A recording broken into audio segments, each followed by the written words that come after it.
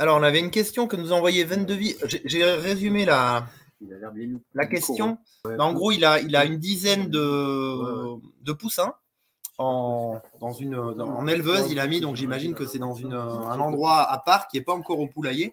Et il demande à partir de quel âge on vient. Il demande à partir de quel âge on vient mettre chez nous les poussins au poulailler avec les autres volailles. Et parce qu'il a plusieurs volailles et que ça commence à foutre le bordel, les poussins, si j'ai bien compris. Et il a aussi des coureurs indiens. Et puis, il voulait savoir à quel moment nous on fait cette étape-là et comment on le fait. Donc, je vais répondre déjà pour ma part. Donc, s'il te plaît. Bim. Tu peux pas couper ton micro hein, quand tu fais des conneries. C'est la chaise de mamie au coin du feu. Ouais, elle a vécu. Et il me perturbe, je m'excuse. Donc moi de mon côté, concernant les poussins, donc c'est à peu près vers cette période, vers un mois, je vais commencer à les... bon déjà au bout de 2 semaines, je les mets dans des sortes de cages dans l'herbe pendant la journée. Donc il y a juste le dessus de la cage et pas le dessous. Et puis après, je les remets à l'intérieur. Et puis après, je commence par couper les lampes, parce qu'au début, ils ont les lampes, après, je coupe les lampes. Et après, pour les mettre au poulailler, ce que je fais, c'est que j'ai une partie du poulailler où ils peuvent être enfermés avec les autres volailles. Donc, ils prennent l'odeur, entre guillemets, du poulailler, de la bande sauvage de mes plus que 20 poules, là. Ça dépend, je varie entre 20 et 60 poulets. Et du coup, ils sont un peu au milieu, ils peuvent se voir, ils peuvent s'approcher à travers la grille ou à travers dans le poulailler, mais ils peuvent pas se piquer, quoi. Et puis après, au bout de seulement déjà 2-3 jours, je les lâche avec les autres la journée. Par contre, le soir, ils n'arrivent pas encore à re-rentrer dans le poulailler. Ils savent pas trop où se mettre, s'ils doivent retourner dans la partie que j'ai isolée, parce qu'après elle est ouverte sur tout le poulailler, ou alors s'ils doivent se trouver une place avec toute l'équipe. Et à ce moment-là, c'est tous les soirs, ça veut dire je vais les rentrer pendant... ça dure 3-4 soirs. Et après, à partir de là, je les rentre plus. Et elles se trouvent une place, en général, c'est tout en bas des espaliers des poules, quoi, parce qu'elles se mettent par niveau. Hein, les plus gradés se mettent en haut et ainsi de suite. Ainsi de suite. Voilà. C'est Spielberg, hein, les gars, ce soir, quand même. Et donc, en général, elles dorment en bas après. Donc voilà. Je ne sais pas si ça répond à ta question. Si de C1, tu as quelque chose à rajouter. Non, pas grand chose de plus. Ouais, je dirais que moi c'était encore pire parce que ma nurserie était dans la maison, donc c'était vite l'enfer, notamment avec les canards qui sont très vite dégueulasses, qui produisent énormément de merde et c'est vite un enfer.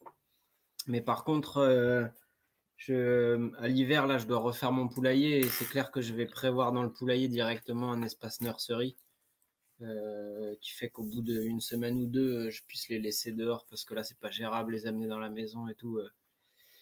Et après, les mettre en cohabitation avec les autres, ça dépend surtout aussi des autres parce que si tu as des poules que tu sais être assez violentes avec les petits, tu vas pas les laisser. À l'inverse, si tu sais qu'elles sont tranquilles ou qu'elles en ont rien à battre.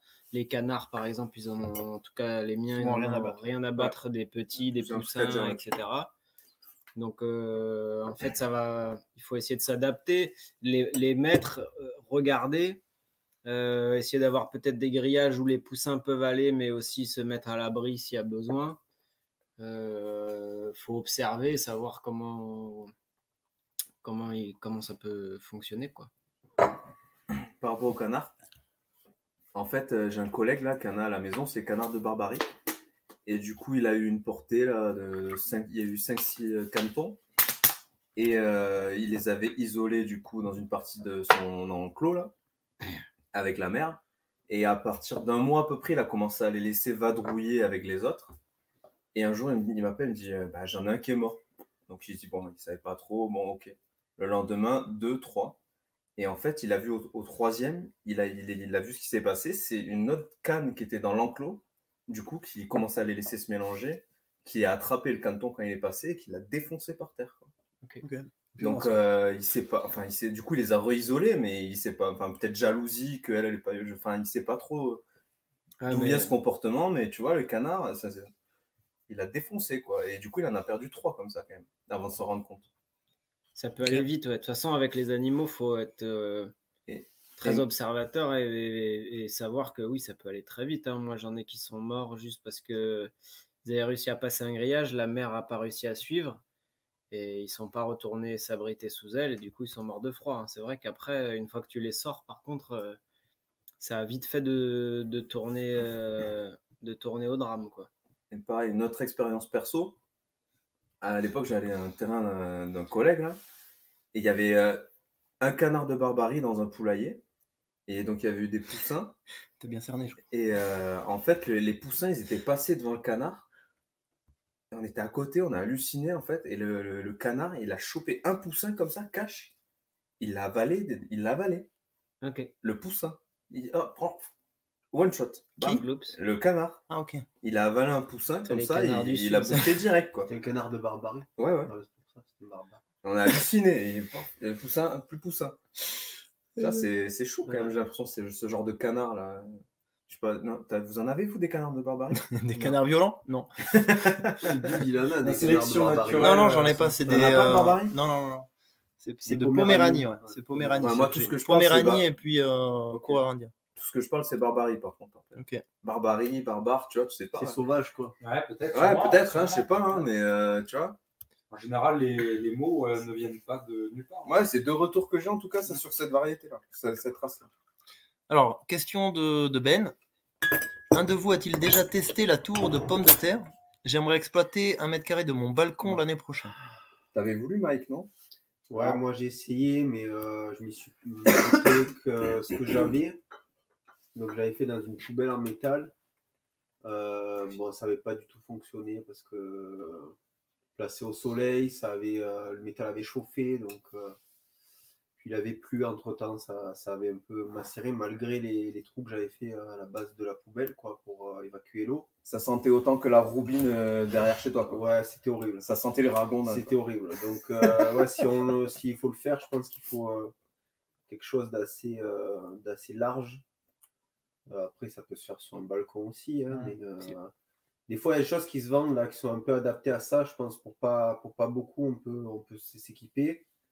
Je pense que ça vaut quand même le coup d'essayer. Enfin, on voit sur Instagram pas mal de gens qui ont essayé. Donc ouais, à faire. Les patates, c'est tellement important, je trouve, dans l'alimentation. Donc lance-toi. Il faut essayer. Voilà. C'est avec les échecs qu'on avance. Alors Ben, moi j'ai testé. Ouais. J'ai testé, je crois qu'il y a peut-être un post sur Instagram. J'avais un champ de patates et à côté j'avais fait une tour à patates pour voir. Alors par contre, c'était une tour. Ouais, j'allais dire dans quoi tu l'avais fait. Ouais, alors c'était pas une tour que j'avais faite. En fait, c'était un système de 3 bacs qui s'empilent en quinconce les uns les autres. Que j'avais trouvé dans une jardinerie. Donc c'est un peu moche, mais ça avait plutôt bien fonctionné. J'avais fait une récolte plutôt satisfaisante sur, je sais pas, un demi-mètre carré, quoi. Et donc, c'était plutôt concluant. Le problème, c'est qu'elle était en effet pas très grosse. Et donc, ça séchait vite, en fait, avec le soleil. Ouais. Voilà, donc il a fallu gérer un peu... Je pense qu'il y a plusieurs points à prendre en compte. C'est le diamètre. Il faut quand même que c'est un diamètre assez sympa. Je sais pas moi, j'allais dire peut-être 1 mètre de diamètre à peu près. Après, il y a tellement de techniques. Déjà. Ouais, c'est gros. Peut-être un peu moins, mais c'est déjà pas mal. Le problème, c'est que sur un balcon, Sur un 1 mètre de balcon, diamètre, ça dépend du balcon, mais... Ouais. Après, c'est à tester, mais voilà, bien penser à buter dès que les pousses, elles... Déjà, 70... Par contre, moi, ce que je déconseille, moi, ce que j'ai fait, c'est un système... Mais rentre dans le cadre, on ne voit pas. Je reçois des consignes de la régie. Donc, ce que j'ai fait, c'est que c'était 3 bacs qui s'empilent les uns sur les autres. Et en fait, dedans, il y a déjà les sorties sur 3 côtés. Et donc, tu le remplis de terre et tu as tout de suite tes pommes de terre qui poussent à différents étages. Il y a d'autres gens qui partent d'une poubelle vide, ils mettent des patates au fond et après ils remettent de la terre. Ouais. Et en fait, le concept, c'est que tu vas réussir à monter jusqu'en haut de ta poubelle et que sur les mêmes plans, ils vont donner des patates sur toute la hauteur. Alors ça, c'est apparemment... Merci. Ça, c'est la classe quand même. Et ça, c'est quand même apparemment assez... J'ai lu beaucoup de choses sur le fait que ça marchait très peu. Et c'est vrai que quand on fait des patates, bon, tu peux pailler pour... mais tu remets pas de la terre à l'infini. Sinon, je vais pas le goûter. Tu remets de la terre sur tes patates pour qu'elles aient un bon volume pour se développer, mais tu montes pas des buts et des buts pendant toute la saison sur les mêmes plans. Donc j'avais vu que ça pouvait se faire aussi du grillage. Ouais. Je sais pas, l'avantage, c'est peut-être que la terre, elle soit un peu plus moins fermée. Il y a moins de risque de macération en fait. Moi je pense que j'avais fait dans un truc qui n'était pas assez haut, donc forcément je suis vite arrivé au max des possibilités, donc ça avait macéré, donc c'est pas bon, donc il faut que ce soit bien aéré, je pense quand même. Mais pas trop au soleil pour pas que ça sèche trop. Voilà. Ça, il y a des contraintes qui sont à prendre en compte, mais c'est gérable sur un balcon. Moi je te conseille de le faire. Pas trop gros non plus, mais c'est, ouais, je te conseille de le faire, c'est assez pédagogique. Tu peux sortir. De toute façon, ça coûte jamais rien d'expérimenter ce genre de choses. Après, tu dois pouvoir sortir. J'ai pas envie de donner de chiffres, mais moi, les tests que j'ai vus, j'ai jamais fait directement, mais j'ai un copain qui s'est essayé plusieurs fois au moment où c'était un peu la mode, cette histoire de tour de pommes de terre. Et les résultats n'ont jamais été vraiment probants. Enfin, jamais à la hauteur de ce qu'on dit, ouais, tu peux faire des dizaines de kilos et tout. Ouais, après, des pommes de terre, mais bon, c'était pas une dinguerie non plus. Chez moi, ça n'a jamais marché. Ouais. Enfin, j'ai essayé 2 fois. Quand on est sur des petits espaces, faut expérimenter. Il y a plein de choses qui se font. Faut pas hésiter parce que ces expériences qui apportent pour après. Et moi, je vois, bon, c'est sûr que cette année, j'en ai planté en terre directement. Enfin, c'était en bac. Mais voilà, il y avait, c'était différent que ça avait été en pleine terre directement.